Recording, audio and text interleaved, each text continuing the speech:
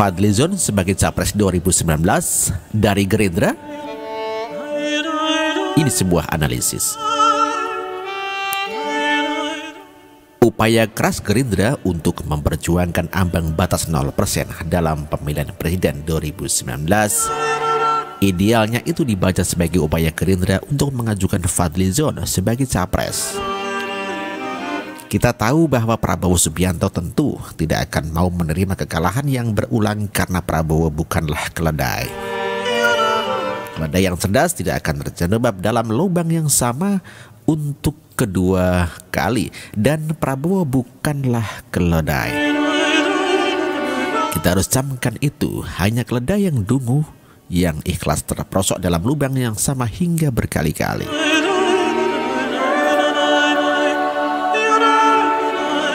Fadlizon mungkin hanya satu-satunya. Iya, Fadlizon mungkin juga satu-satunya orang yang berani dan tegas memberi kritik kepada Yusuf Kala dalam kasus Papa minta saham. Saat itu Fadlizon mengatakan Sudirman Said layak dicopot dari kabinet karena melanggar konstitusi dengan memperpanjang izin ekspor bagi Freeport. Selain memberi pernyataan seperti itu, Fadlizon juga mengatakan Sudirman Said adalah antek Freeport. Menteri di bidang migas enggan berprestasi. Suatu manuver politik untuk menutupi sesuatu, dialah yang paling banyak menguntungkan Freeport. Antek Freeport, kata Fadlizon di gedung DPR, Jakarta, Senin 16 Oktober 2015.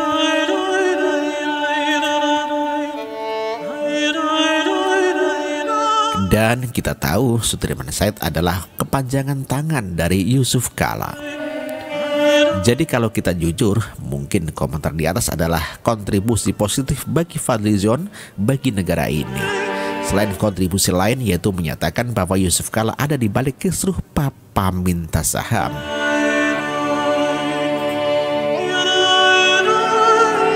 Yusuf Kala yang mengendalikan ini yang ribut di antara pemerintah. Katanya kepada media saat isu tersebut mulai mencuat. Politikus kelas Fadlizon tentu bukan asal bicara.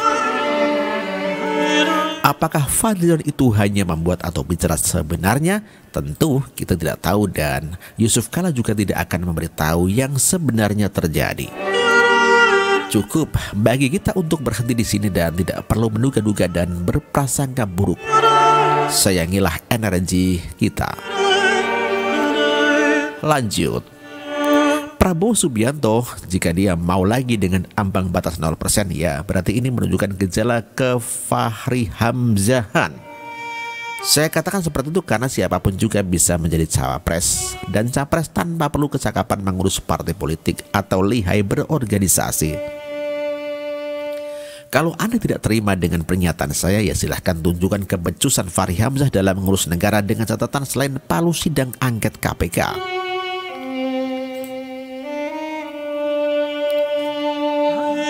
Mengapa Fadlizon layak menjadi capres dari Gerindra? Ada kemungkinan karena Prabowo Subianto adalah ban serep bagi Fadlizon. Kita tidak pernah mendengar Prabowo Subianto berkiprah secara langsung di dalam gempita angket KPK atau Papa minta saham. Dan tak perlu juga kita berkata bahwa Prabowo ada di belakang Fadlizon. Memangnya ada bukti kalau Prabowo mendukung setiap langkah Fadlizon? Memangnya ada pernyataan Prabowo mendukung KPK apapun yang terjadi? Diamnya Prabowo itu malah saya asumsikan jika Prabowo ini adalah ban serep saja bagi Fadlizon. Padahal kita tahu kemampuan Prabowo ini sangat luar biasa. Pengalaman berorganisasi juga luar biasa karena ditempa dengan tradisi militer. Harusnya Prabowo bisa berfungsi lebih baik sebagai ketua umum Gerindra dan bukan sebagai ban serep daripada Fadlizon. Tapi ya sudahlah, kalau itu memang pilihannya ya kita hormati saja. Jadi dengan logika Fadlizon seperti yang pernah diungkapkan, menurut Fadli, ketidakbisaan Presiden Jokowi memaksimalkan yang ada di sekitarnya termasuk wakil presiden tak lain karena mentalnya masih mental wali kota. Sehingga Jokowi merasa bisa melakukan setiap pekerjaan sendirian. Padahal Indonesia adalah negara dengan luas wilayah yang sangat besar. Dia, Jokowi, merasa bisa melakukan semuanya solo atau sendirian. Itu masih mental wali kota, karena wali kota itu kan luas wilayahnya saja terbatas, jadi bisa dilakukan sendiri. Demikian Fadlizon menerangkan tentang Jokowi.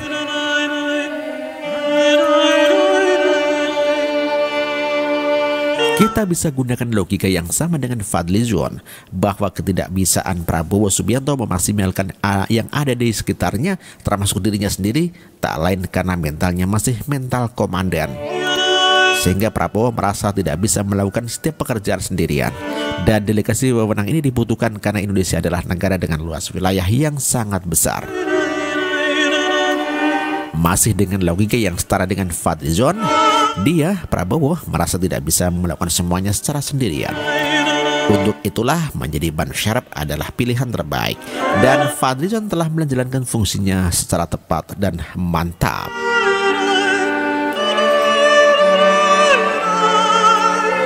Akhir kata, saya semakin yakin perjuangan Gerindra untuk menurunkan ambang batas ANTA adalah tak lain dan bukan upaya supaya Fadlizon dapat maju sebagai calon presiden dalam Pilpres 2019.